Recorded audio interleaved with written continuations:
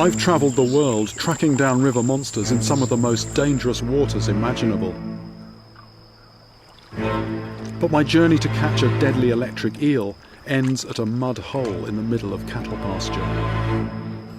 It's the last place on Earth I'd expect to find an elusive, lethal fish. I'm just making a bit of a trench.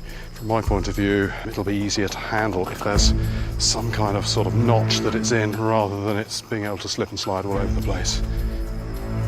My normal capture method would be useless in water this shallow, so out goes the rod and in comes a lasso, fitting for cowboy country.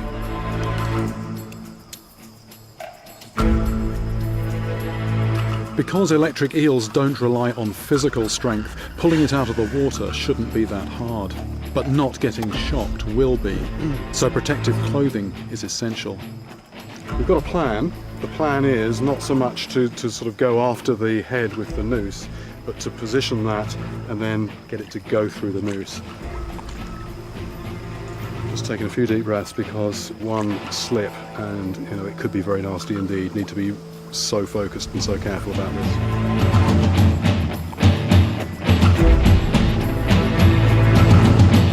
An eel this size can deliver a shock of 650 volts.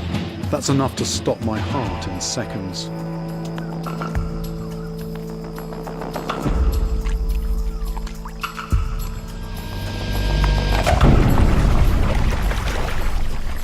First go, amazing.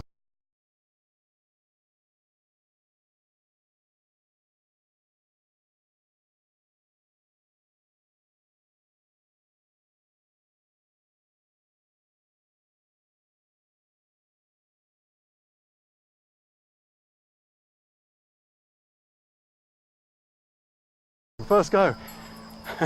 Electric eels can keep on shocking out of water, but the rubber gloves we're wearing protect us from this.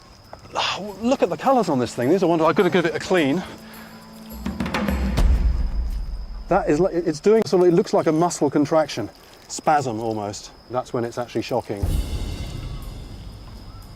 Because electric eels get most of their oxygen from breathing air, they can stay out of water for long periods of time.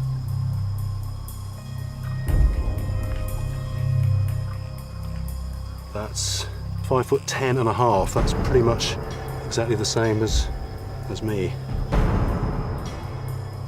This is exactly the same size as the eel that killed Francisco, the 21-year-old man who died in a tiny pond near Villanova.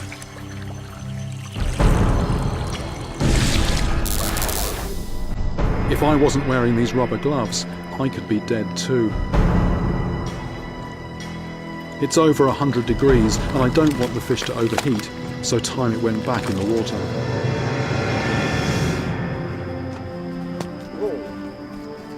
The pond may be shallow at the moment, but the rains are not far behind me. The waters will soon rise, giving this eel the freedom to roam once again. My search led me to this tiny drying out puddle. I mean, the water in there is barely 6 inches deep. It's the last place you'd expect to find a river monster, but that's where it was. There's more, there's more, there's more. There's not just this big one. Again, it looks like wood, but it started moving. We were watching it, and it looks like there's actually several, but smaller, right in with these roots here.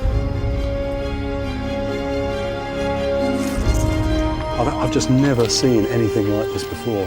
It's like a tangle of bodies. I'm just trying to count the heads. The more I look, the more I see. I was thinking 10 or a dozen. I think there could be 20 down here.